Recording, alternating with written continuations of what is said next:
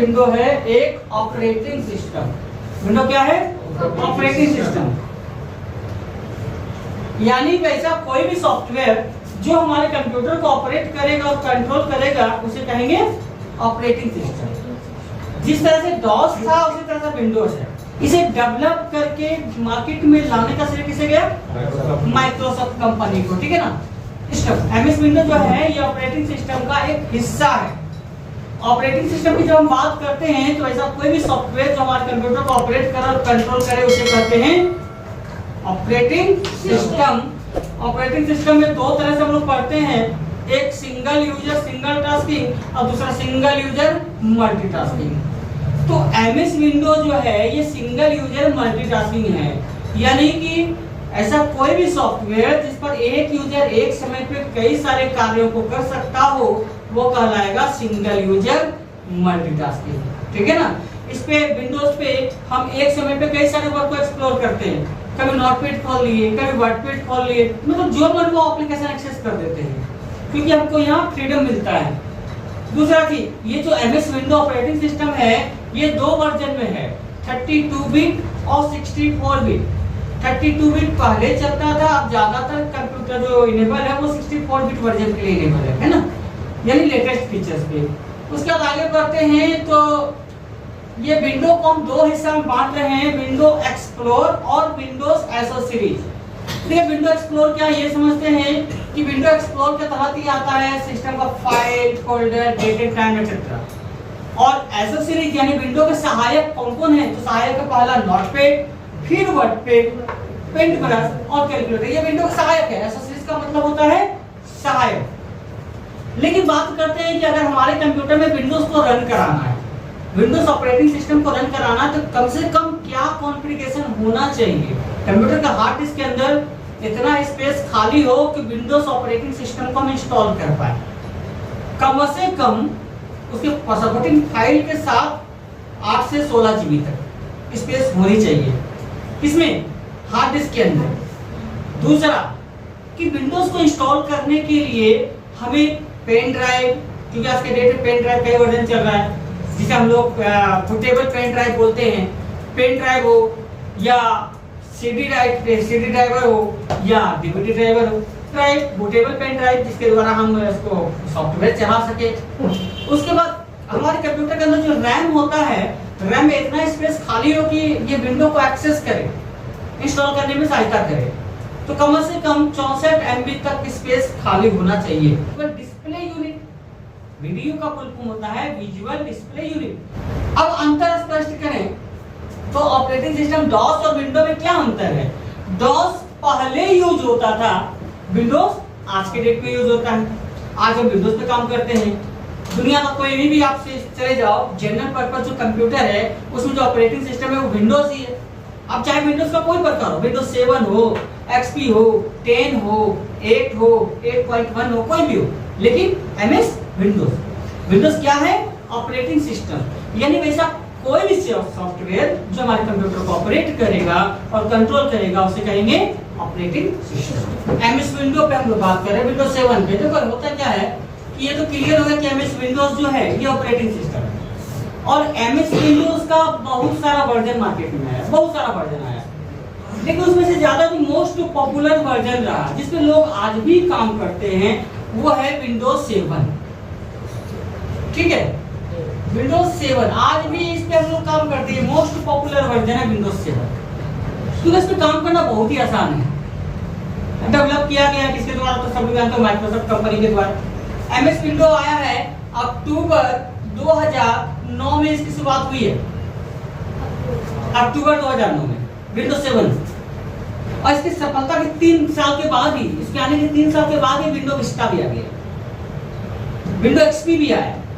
लेकिन सबसे most popular आज तक यूज होता है बहुत सारे कंप्यूटर में विंडोज 7 मोस्ट पॉपुलर वर्जन है। तो हम विंडोज 10 तक जा चुके हैं, लेकिन विंडोज 7 हमारा मोस्ट पॉपुलर वर्जन है जो आया है अक्टूबर 2009 में। ठीक है, बात आती है कि एमएस विंडोज के कुछ कंपोनेंट है। क्या क्या कंपोनेंट है? ग्राफिकल यूजर इंटरफेस जिसे हम बोलते हैं, उसके कुछ कंपोनेंट जो आपके सामने एक लिस्ट खुला हुआ है। सबसे पहले बात करें डेस्कटॉप। डेस्कटॉप क्या है? तो कंप्यूटर का पहला स्क्रीन, हम कंप्यूटर ऑन करते हैं, फर्स्ट स्क्रीन जो हमें नजर आता है उसे कहते हैं डेस्कटॉप। कंप्यूटर का फर्स्ट स्क्रीन को क्या कहते हैं? डेस्कटॉप कहते हैं। माई डॉक्यूमेंट, देखो माई डॉक्यूमेंट कंप्यूटर का अपना सिस्टम फोल्डर है। फोल्डर जो है ये सिस्टम का अपना फोल्डर है, मतलब खुद जनरेटेड फोल्डर है और सारा काम यही स्टोर होता है। हम कोई भी फाइल को सेव करते हैं तो ये ऑटोमेटिक जाके यहाँ सेव होता है। कहाँ? माई डॉक्यूमेंट के अंदर। हमें सेव नहीं करना, सिर्फ सेव मारे, कोई लोकेशन नहीं देना। ये बाय डिफॉल्ट लोकेशन जो लेगा ये कौन सा लेगा? माई डॉक्यूमेंट। उसके बाद इंटरनेट एक्सप्लोरर। देखो इंटरनेट एक्सप्लोरर क्या है? ये इंटरनेट ब्राउज करने के लिए है। ये इंटरनेट ब्राउज करने के लिए ब्राउजर है और ये ब्राउजर किसका कंपोनेंट है? GUI का अपना एक कंपोनेंट है। इसी के द्वारा हम इंटरनेट ब्राउज कर सकते हैं कंप्यूटर पे।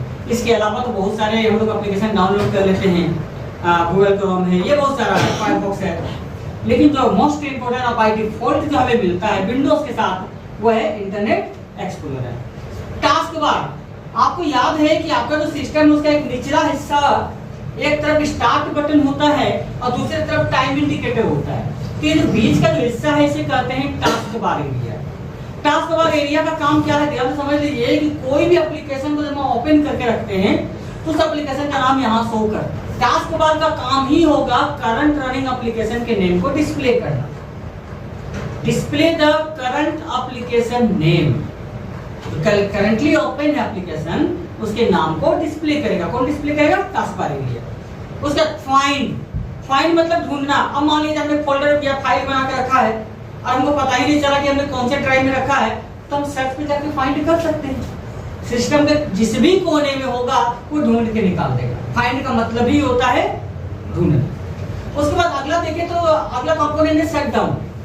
कंप्यूटर को ऑफ करने के प्रोसेस को शट डाउन कहा जाता है। ऑफ करने के प्रोसेस को शट डाउन। माई कंप्यूटर, देखो हमारे कंप्यूटर में हार्ड डिस्क लगा होता है, सब लोग जानते हो। अब हम अनजान है, हमको पता ही नहीं कि हमारा हार्ड डिस्क कितना कैपेसिटी का है। कंप्यूटर देखो होता क्या है कि हमारे कंप्यूटर में हार्ड डिस्क कितना कैपेसिटी का हमको नहीं जानकारी है। आप क्या करो, सिंपली वे में माई कंप्यूटर आपको फोल्डर नजर आता है, ये सिस्टम का हार्ड डिस्क का पार्टीशन एरिया है।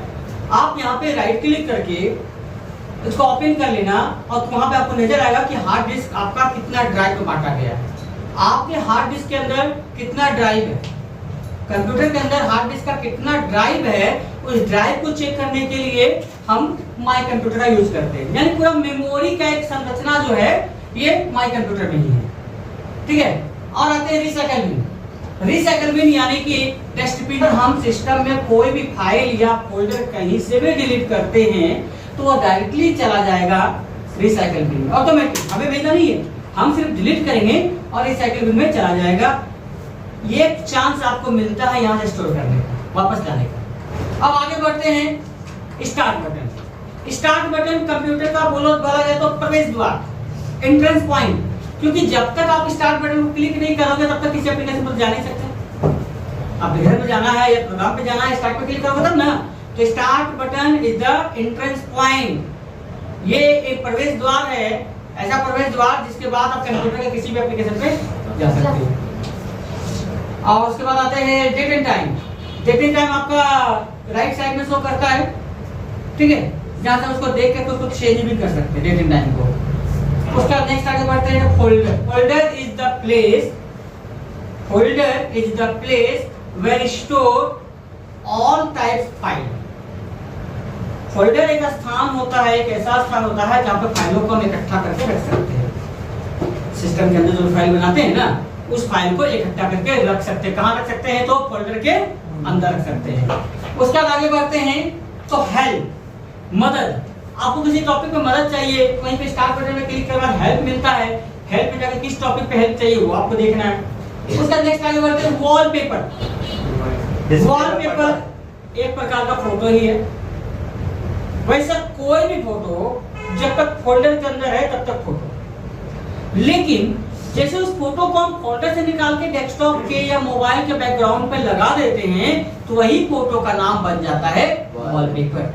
वॉलपेपर तो अजूबा नहीं है, वो फोटो ही है, लेकिन फोटो तब तक फोटो जब तक किसी फोल्डर के अंदर है। लेकिन जैसे ही उस फोटो को आपने स्क्रीन के बैकग्राउंड पे, चाहे वो मोबाइल हो या लैपटॉप हो या डेस्कटॉप हो, बैकग्राउंड पे लगा दिए तो वो बन गया वॉलपेपर। उसके बाद आगे बढ़ते हैं और आते हैं रन। रन क्या है? हम लोग स्टार्ट बटन क्लिक करने के बाद रन ऑप्शन मिलता है। रन के द्वारा किसी भी एप्लीकेशन पे तुरंत पहुंचना है तो हम रन का यूज कर सकते हैं। अब क्या है, सिंपल सी बात है, अभी आप लोग नोटपैड पे टाइप कर रहे थे तो स्टार्ट बटन पे क्लिक करते हो, फिर ऑल प्रोग्राम पे जाते हो और तब जाके नोटपैड पे जाते हो। स्टार्ट बटन पे गए, ऑल प्रोग्राम पे गए, एसेसरीज पे गए, तब ना नोटपैड पे गए। 3 स्टेप 4 स्टेप जाना पड़ता है। और अगर आपको रन का ज्ञान है तो रन किसी भी एप्लीकेशन को तुरंत ओपन करने के लिए जाना जाता है। रन को ओपन किए, लिखे नोटपैड, मारे एंटर, खुल गया। यानी किसी एप्लीकेशन को तुरंत ओपन करना है तो हम रन का यूज करते हैं। तो ये था GUI का एक बेसिक कंपोनेंट। अगले क्लासेस में हम लोग फाइल फोल्डर की बात करेंगे कि फाइल कैसे बनाते हैं, फोल्डर कैसे बनाते हैं, स्क्रीन सेवर वगैरह। तो आज का ये कॉन्सेप्ट जो है यही था।